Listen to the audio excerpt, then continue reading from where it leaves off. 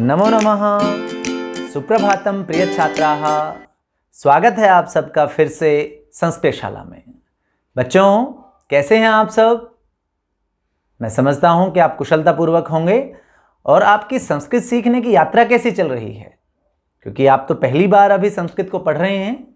मैं समझता हूं कि आप इस क्रम से बढ़ते बढ़ते अब आप अपने 8वें पाठ की ओर आपकी ये यात्रा का पड़ाव आ पहुंचा है। और आपने पिछले सभी पाठों का बड़ा आनंद लिया होगा एक ऐसी भाषा को सीखने में जो कि देववाणी, गिरवाण वाणी सब कंप्यूटर की भाषा के लिए सबसे श्रेष्ठ भाषा मानी गई है।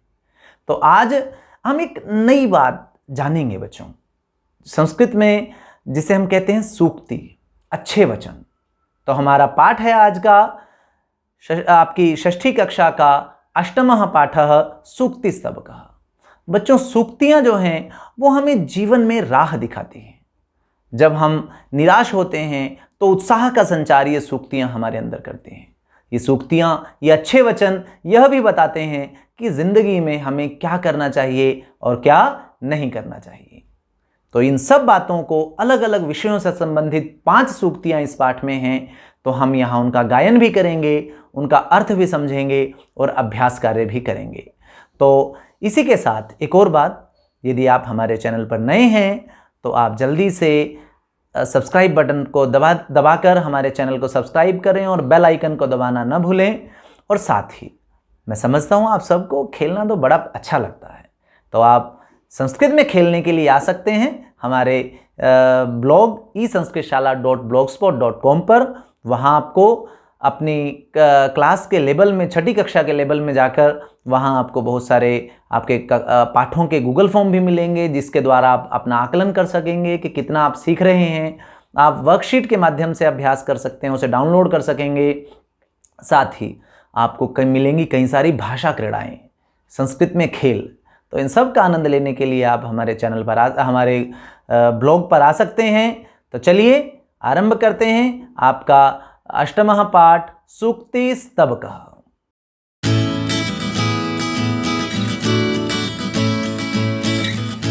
8वां पाठः सूक्तिस्तवकः। तो बच्चों, इस पाठ में 5 श्लोक हैं, 5 सूक्तियां हैं ये। तो हम इन्हें पढ़ लेते हैं एक बार, और पहले हम आनंद लेते हैं इन श्लोकों के गायन का। आपने पहले भी श्लोकों को गाया है, गीत भी गाया है आपने, और अब हम आनंद लेते हैं इन श्लोकों को गाने का।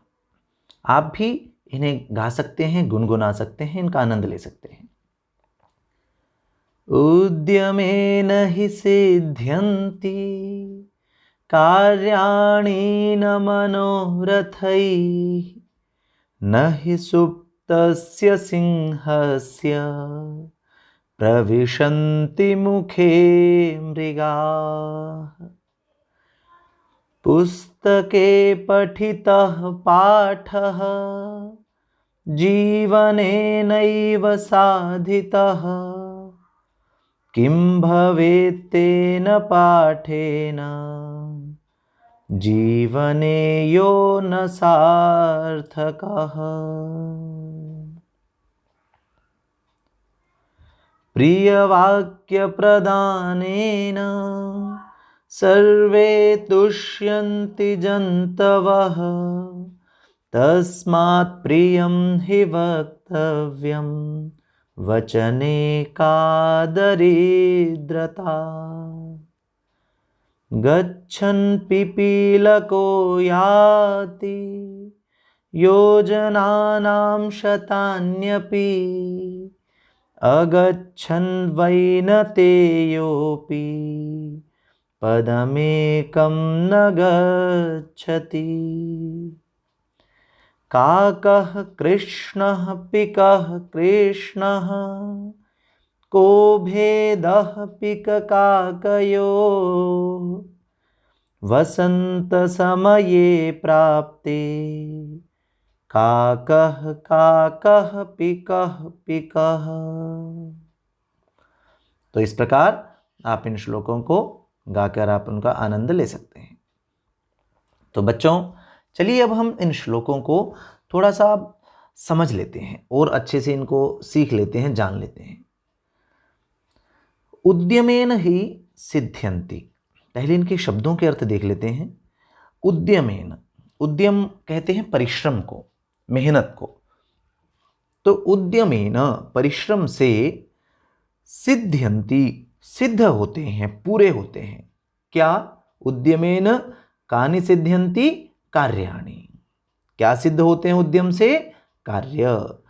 परिश्रम करने से ही, मेहनत करने से ही हमारे जो सभी कार्य हैं वो पूर्ण होते हैं, सफल होते हैं। न मनोरथ ही, केवल मनोरथ करने से। मनोरथ कहते हैं इच्छा करना, मन में सोच लेना, मन में विचार करना।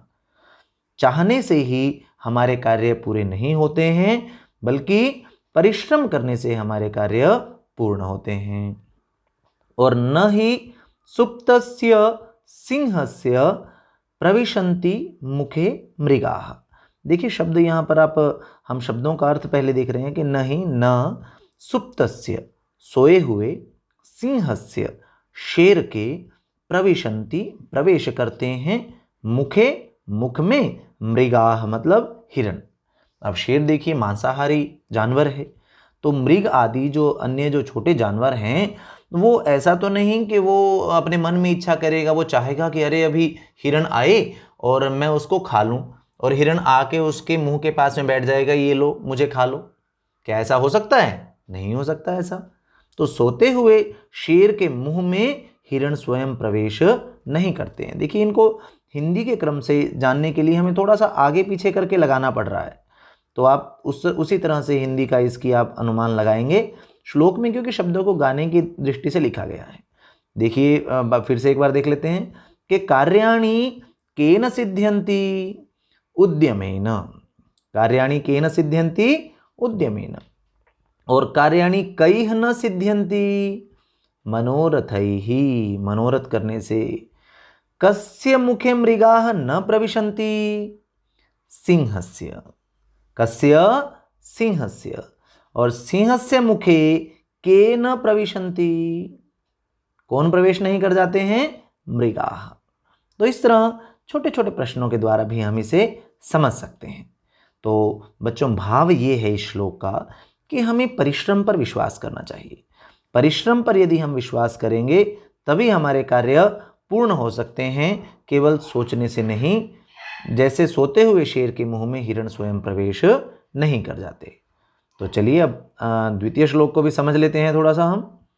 द्वितीय श्लोक में बताया गया है कि पुस्तके, पुस्तके मतलब पुस्तक में, पठितः पाठः पढ़ा गया जो पाठ है, और जीवने नैव साधितः, जीवने मतलब जीवन में, नैव नहीं, साधितः सिद्ध किया गया अर्थात अपनाया गया। पुस्तक में तो पढ़ा गया, पुस्तक में जिस पाठ को पढ़ा गया और जीवन में यदि उसे नहीं अपनाया गया तो किम भवेत्, क्या हो, तेन पाठेन उस पाठ से, किस पाठ से? जो हमने पुस्तक में पढ़ा है, तो उस पाठ से क्या होगा, अर्थात उस पाठ का क्या लाभ? जीवने जीवन में, यो जो न सार्थकः हमारे जीवन में जो सार्थक न हो, जिसका हमारे जीवन में कोई मतलब न हो। अब इसमें दो बातें बताई गई हैं। एक तो हमें ऐसी चीज़ें पढ़नी चाहिए जो हमारे जीवन में काम आए। नंबर दो बात यह है कि अपनी पुस्तकों में, देखिए आपकी पुस्तकें चाहे वो किसी भी विषय की हों, किसी भाषा की हों, तो सब में ऐसी सामग्री आपको दी गई है बेटा जो आपके जीवन में काम आती है। तो हम बहुत सी बार पाठ को पढ़ लेते हैं लेकिन उसे अपने जीवन में उतारते नहीं हैं, उसका अपने जीवन में प्रयोग नहीं करते हैं। तो ये कह रहे हैं कि उससे ऐसे पाठ को पढ़ने से कोई फायदा नहीं है। देखिए फिर से कि पुस्तके पठितः पाठः, पुस्तक में पढ़ा हुआ पाठ, जीवने नैव साधितः, जीवन में यदि उसे अपनाया नहीं गया, जीवन में यदि उसका प्रयोग नहीं किया गया और पुस्तक में पढ़ लिया गया है सिर्फ, तो किम भवेत् तेन पाठेन, उस पाठ को पढ़ने से क्या लाभ हो जो जीवन में सार्थक न हो। तो कहने का भाव यही है बच्चों कि हम जो पढ़ते हैं, हम जो सीखते हैं, हमें अपने जीवन में उसका प्रयोग करना चाहिए। कुछ और प्रश्नों के माध्यम से भी इसे देख लेते हैं। जीवने किम न साधितः, जीवने किम न साधितम, तो क्या बनेगा उत्तर? पाठः। और केन किम न भवेत पाठेन। तो कुल मिलाकर ये भाव है यहाँ इसका। अब आगे तृतीय श्लोक की ओर बढ़ते हैं। हम सब अपने तृतीय श्लोक को भी समझ लेते हैं। देखिए क्या कह रहे हैं तृतीय श्लोक में, यह कि प्रिय वाक्य प्रधानेन। प्रिय वाक्य कहते हैं जो ऐसे वाक्य जो अच्छे लगे, प्रिय पसंद आए सभी को।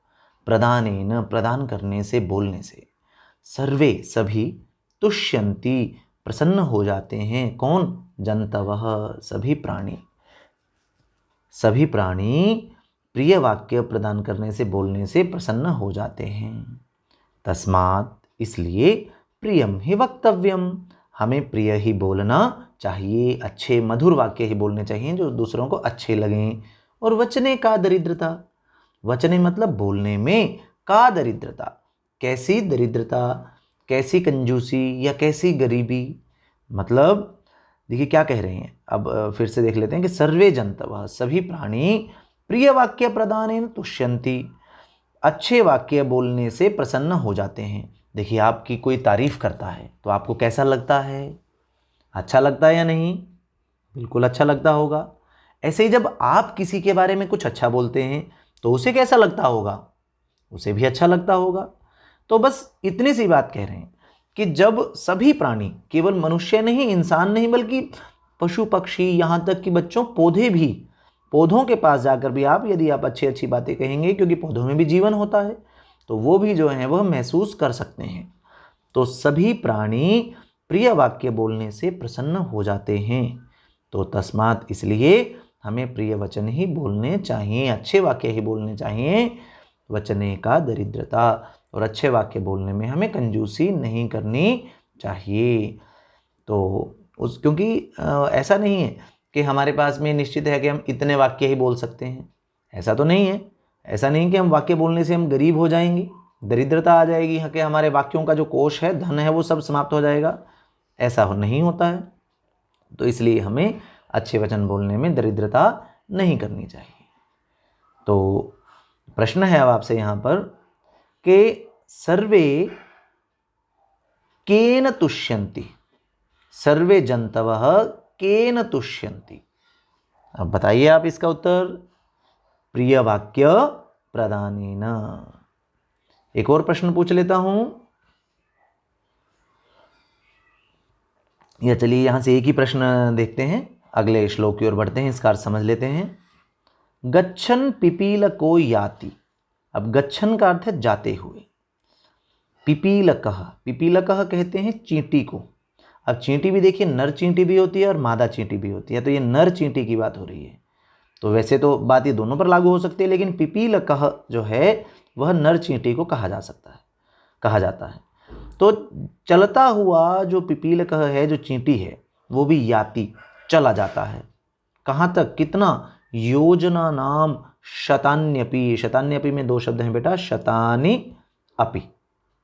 अब योजन, योजन क्या है? आपने योजन शब्द तो नहीं सुना होगा, लेकिन आपने किलोमीटर सुना है ना, पढ़ा भी है। तो एक योजन जो है, योजन भी ये मापने की इकाई ही है, और एक योजन में 12 किलोमीटर आते हैं। योजन बहुत, देखिए किलोमीटर से 12 गुना लंबा होता है। एक योजन में 12 किलोमीटर आते हैं। और कितने योजन?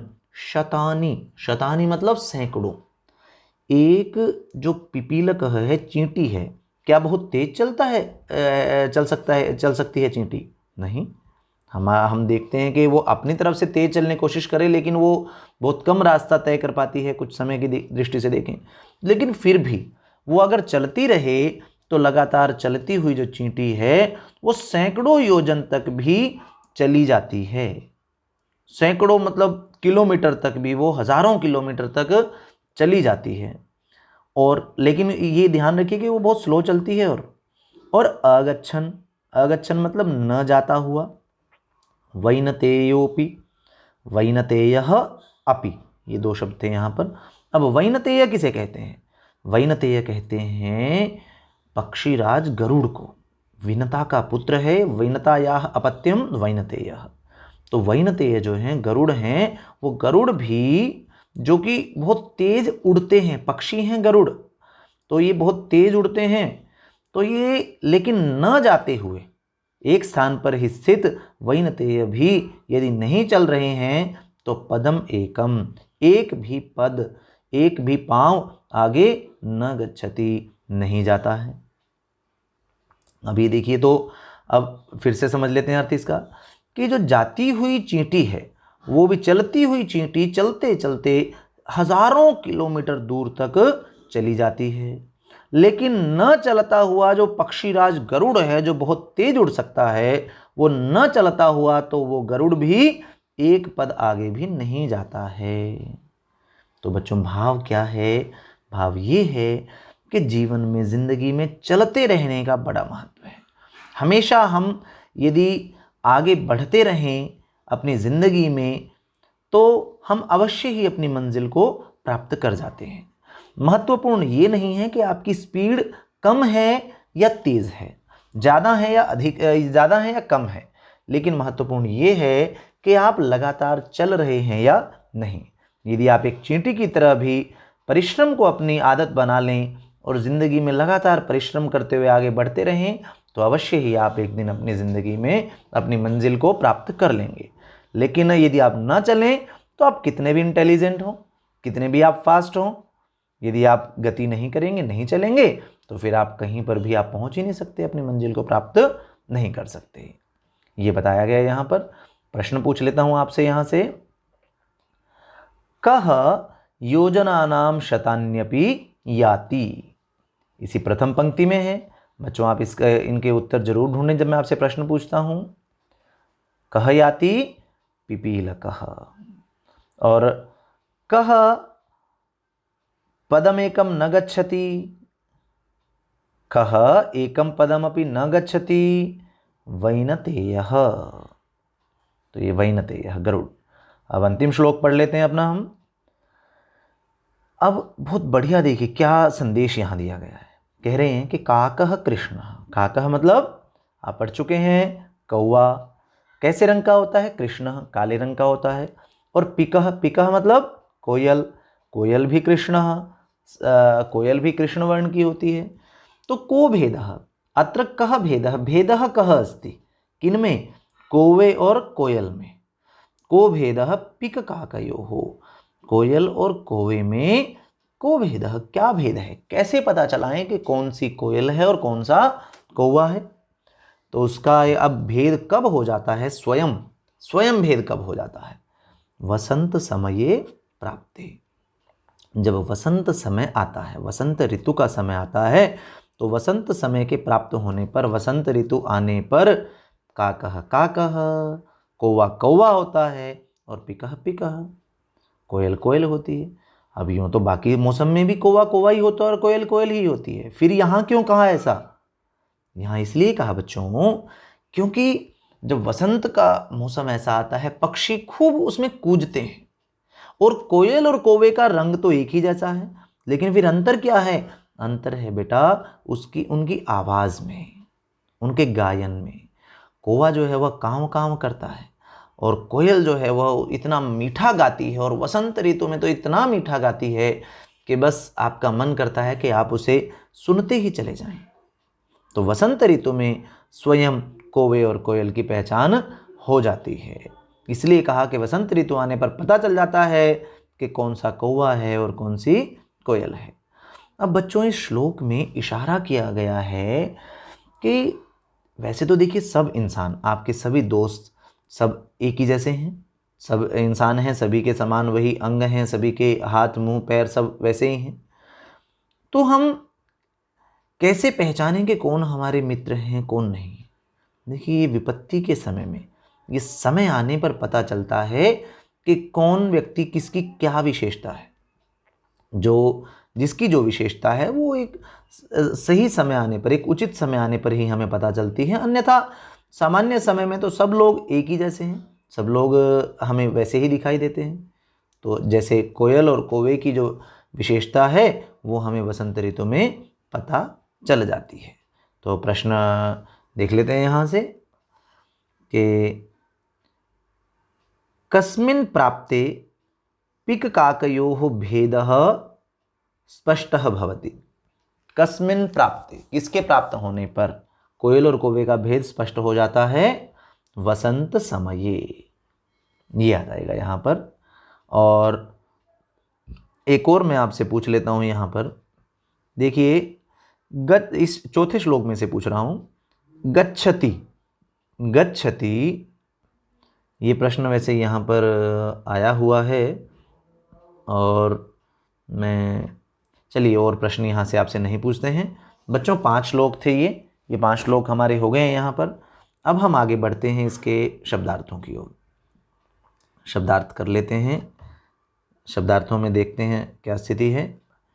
उद्यमेन अर्थात परिश्रम से, बाय हार्ड वर्क, मनोरथैहि मन की इच्छा से, चाह लेने से सिर्फ, डिजायर ओनली बाय डिजायरिंग, सिंह, सिंह मतलब शेर, लॉयन, मृगाह हिरण, पशु, मृगाह जो है ये हिरण के लिए भी है और पहले जो था मृगाह से किसी भी पशु का भी अर्थ ले लिया जाता था, तो डियर्स और एनिमल्स। दरिद्रता मतलब दीनता या कृपणता, पॉवर्टी, गरीबी भी कह सकते हैं। प्रिय वाक्य प्रदानेन मतलब प्रिय वचन बोलने से, बाय यूजिंग स्वीट वर्ड्स।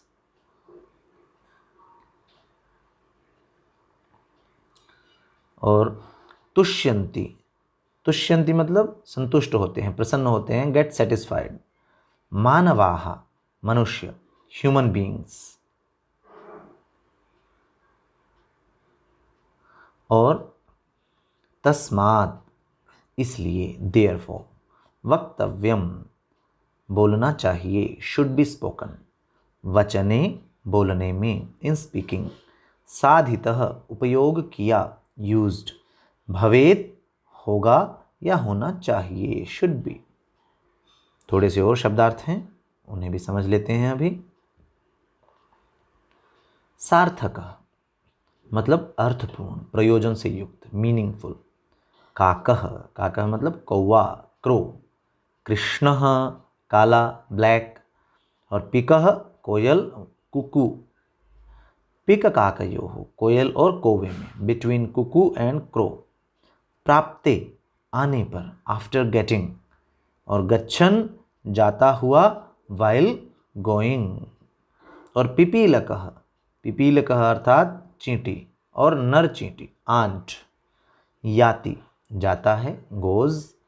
योजना नाम 4 कोसों का, अब लगभग 12 किलोमीटर देखिए। Measure of distance equal to 12 kilometres. शतानी 100, हंड्रेड्स।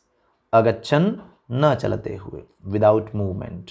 और वैनतेयः गरुड़, और गरुड़ ही हम कहते हैं इंग्लिश में भी। अब इसका अभ्यास हम कर लेते हैं एक बार। देखिए बच्चों, पहला ही जो प्रश्न है हमारा, क्या करना है उसमें? कह रहे हैं कि सर्वान श्लोकान सस्वरम गायत, सस्वर गाइए। अब सस्वर हमने गाए थे आरंभ में पहले ही, है ना, तो आप फिर से इनको आप गा सकते हैं, सुने और गाएं, और गाकर आप इन्हें याद भी कर सकते हैं। किसी भी अवसर पर आप सुना सकते हैं और अपनी संतुष्टि प्राप्त कर सकते हैं, प्रशंसा प्राप्त कर सकते हैं, आनंद ले सकते हैं। द्वितीय प्रश्न अस्ति श्लोकांशान योजयत। श्लोकांश दिए हुए हैं, देखिए बेटा, ये श्लोक में की पंक्ति दी हुई है। एक श्लोक में 4 पंक्तियां थी, तो यहाँ पर एक पंक्ति इस तरफ है और उसी से जुड़ी हुई जो अगली पंक्ति है वो इस तरफ है। आपने इनको मिलाना है। तो चलिए देखते हैं क्या बनेगा। तस्मात्, और एक और मेरा आपसे आग्रह है, आप अभी हर प्रश्न को आप करने से पहले आप अपने वीडियो को पॉज कर लें। जब भी हम उसके उत्तर बताएं तो आप पहले करके देखिए उसे स्वयं, और उसके बाद हमारे उत्तर से मिलाइए। ये एक अच्छा तरीका होगा अभ्यास को करने का, क्योंकि अभ्यास पाठ में से ही है और पाठ आप पढ़ चुके हैं। तो देखते हैं। तस्मात् प्रियम ही वक्तव्यम, क्या पंक्ति बनेगी अगली? वचने का दरिद्रता, तो इन्हें मिला देंगे। गच्छन पिपीलको याति, कहाँ याति? योजनानां शतान्यपि। प्रिय वाक्य प्रदानेन, क्या होता है उससे? सर्वे तुष्यन्ति जन्तवः। किं भवेत् तेन पाठेन, किं भवेत् तेन पाठेन? जीवने यो न सार्थकः। और काकः कृष्णः पिकः कृष्णः को भेदः पिक काकयोः। तो इस प्रकार हम इनको मिला देंगे। आगे बढ़ते हैं अपने तृतीय प्रश्न की ओर। देखिए तृतीय प्रश्न में कह रहे हैं कि प्रश्नानाम उत्तराणि लिखत। और प्रश्न क्या है? देखिए पहला ही जो प्रश्न है वो है कि सर्वे जंतवः केन तुष्यन्ति। जो सभी जो जंतु हैं, सभी प्राणी हैं, वो केन तुष्यन्ति। तो बताइए, सर्वे जंतवः प्रिय वाक्य प्रदानेन तुष्यन्ति। अग्रिम प्रश्न है पिक काकयोः भेदः कदा भवति। मैं समझता हूँ आपने पहले इनके उत्तर निकाल लिए होंगे और अब आप मिला रहे हैं उत्तर हमारे साथ में। तो पिक काकयोः भेदः कदा भवति? तो पिक काकयोः भेदः वसंत समये भवति। कः गच्छन् योजनानां शतान्यपि याति। कः? तो पिपीलकः गच्छन् योजनानां शतान्यपि याति। अस्माभिः किं वक्तव्यम्? अस्माभिः किं वक्तव्यम्? अस्माभिः प्रियं वक्तव्यम्। तो इस प्रकार इन प्रश्नों के उत्तर आप लिख सकते हैं। आगे चतुर्थ प्रश्न को देखते हैं। देखिए चतुर्थ प्रश्न में क्या कह रहे हैं कि उचित कथनानाम समक्षम आम। हाँ, जो सही कथन है, सही बात आपको लग रही है उसके सामने तो आम, और अनुचित कथनों के समक्षम न इति लिखत। वहाँ पर न लिखना है आपने। अब जैसे देखते हैं, काकः कृष्णः न भवति। कौवा जो है वह कृष्ण वर्ण का नहीं होता, काला नहीं होता। अब ये उचित है या अनुचित है? ये अनुचित है, क्योंकि कौवा तो काला ही होता है। तो क्या लिख देंगे आप यहाँ पर? न, क्योंकि अनुचित के सामने न लिखेंगे और उचित के सामने आम लिखेंगे। अस्माभिः प्रियं वक्तव्यम। हमें प्रिय बोलना चाहिए। तो ये उचित है या अनुचित है? ये तो उचित है, सही है ऐसा। तो हम लिख देंगे आम। वसंत समये पिक काकयोः भेदः भवति। वसंत ऋतु में कोयल और कौवे में भेद कर सकते हैं हम। तो ये उचित है या अनुचित? उचित है, तो लिखेंगे आम। तो वैनतेयः पशुः अस्ति। वैनतेय गरुड़ जो है वो एक पशु है। तो क्या ये सही है? उचित है? नहीं, क्योंकि वैनतेय एक पक्षी है। तो यहाँ लिख देंगे न। और वचने दरिद्रता न कर्तव्या। बोलने में कृपणता, कंजूसी नहीं करनी चाहिए।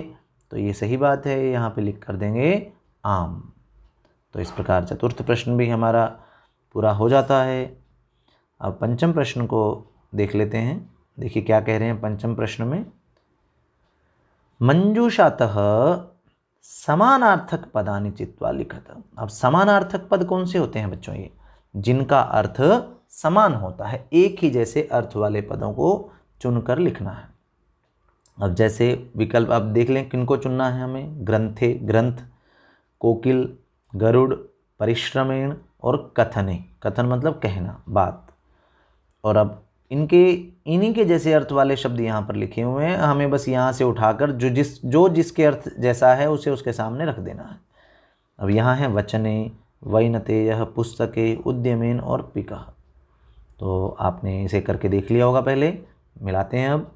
वचने, वचने, वचन मतलब बोलना। तो किससे मैच करेंगे इसे आप? कथने, कथने, ये इसके समानार्थक शब्द है, इसका यहाँ आ जाएगा। वैनतेयः, वैनतेय मतलब कौन? गरुड़ः। पुस्तके, पुस्तके पुस्तक में, तो पुस्तके ग्रंथे। उद्यमेन परिश्रम से, तो परिश्रमेण। पिकः, पिकः मतलब कोयल, तो कोकिलः। इस प्रकार हमने समानार्थक पदों को भी चुन लिया है।